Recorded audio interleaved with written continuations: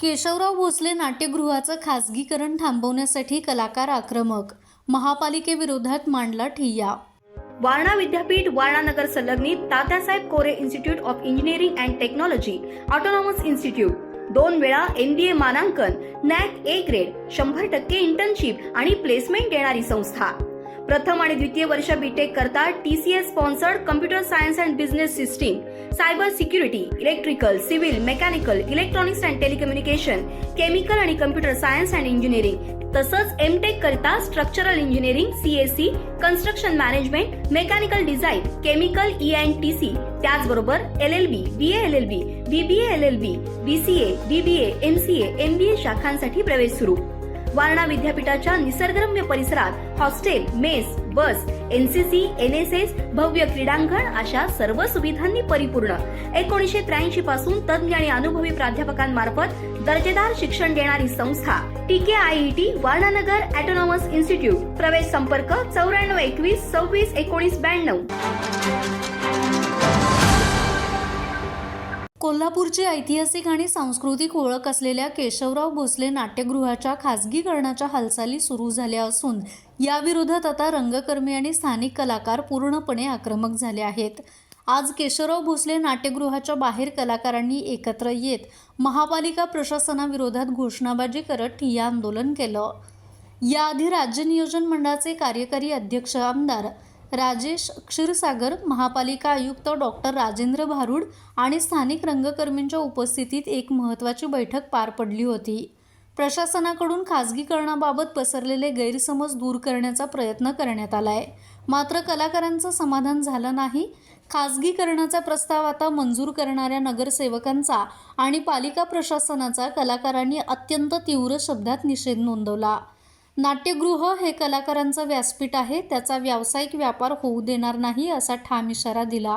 केशवराव भोसले नाट्यगृह जे आहे जवळपास 101 वर्षांपेक्षा जास्त कालावधी लुटलाय की ज्याच्या रंगमंचावरती अनेक दिग्गज कलाकारांनी पाया पडून आपली कला सादर केलेली आहे, जे आमच्या राजांनी, शाहू महाराजांनी कोल्हापूरसाठी केलेलं आहे। एक कोल्हापूरची ओळख जी आहे ती कलापूर म्हणून ओळख असणाऱ्या एका गावातलं केशवराव भोसले हा त्या सगळ्या कलेच्या चळवळीचा केंद्रबिंदू आहे आणि अशा पद्धतीची जी वास्तू आहे त्याचं खासगीकरणाचा घाट घालण्यात आलेला आहे। 20 तारखेच्या सभेमध्ये त्यांचा ठरावही मंजूर झालेला आहे। त्या ठरावाच्या विरोधात आम्ही आजचं आंदोलन करत आहोत। अतिशय शांततापूर्वक हे आंदोलन करत आहोत। आम्ही ओव्हरऑल खासगीकरणासाठी विरोध आहे का, तर तुम्ही बाकीच्या ज्या काय जागा खासगीकरणासाठी देताय, पार्किंगच्या देताय, त्याच्यावरती आम्ही काही बोलत नाहीये। पण केशवराव भोसले सारखी जी वास्तू आहे, जी आमच्या सगळ्यांच्यासाठी मंदिर आहे, त्या वास्तूचं खासगीकरण होऊ नये याच्यासाठी आम्ही फक्त रंगकर्मीच असे नाही तर कोल्हापुरातली जी कलाप्रेमी जनता आहे ती पण इथे आता एकवटलेली आहे आणि त्या सगळ्यांचाच विरोध आहे। तोटे तर बरेच आहेत त्याच्यात। आतापर्यंत तुम्ही बघितलं तर हे खरं तर सरकारची ड्युटी आहे। महाराष्ट्रात बऱ्याच ठिकाणी आम्ही नाटकाचे प्रयोग करतो ती सगळी नाट्यगृह आत्ताही शासन मॅनेजमेंट खाली चालवली जातात किंवा महापालिकेच्या मॅनेजमेंट खाली चालवली जातात।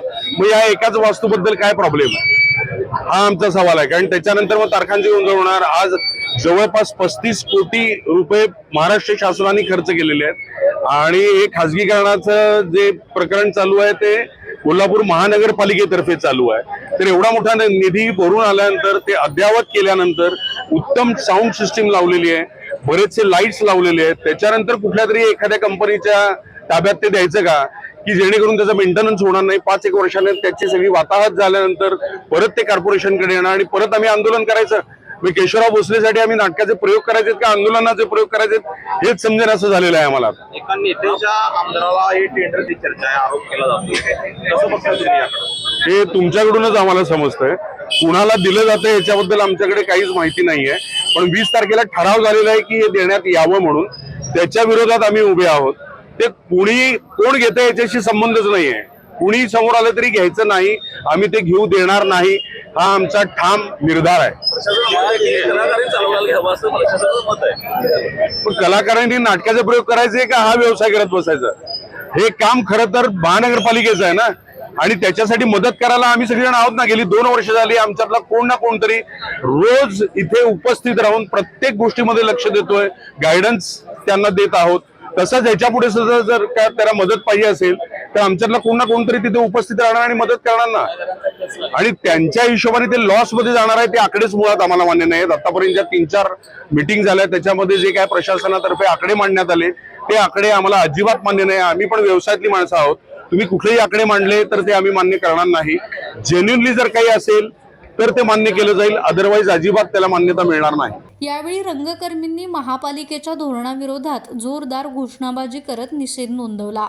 आता या विरोधानंतर पालिका प्रशासन काय भूमिका घेतं याकडे संपूर्ण कोल्हापूरकरांचं लक्ष लागलंय. माझा महाराष्ट्र न्यूज कोल्हापूर. ताज्या घडामोडी पाहण्यासाठी माझा महाराष्ट्र न्यूजला आजच सबस्क्राईब करा.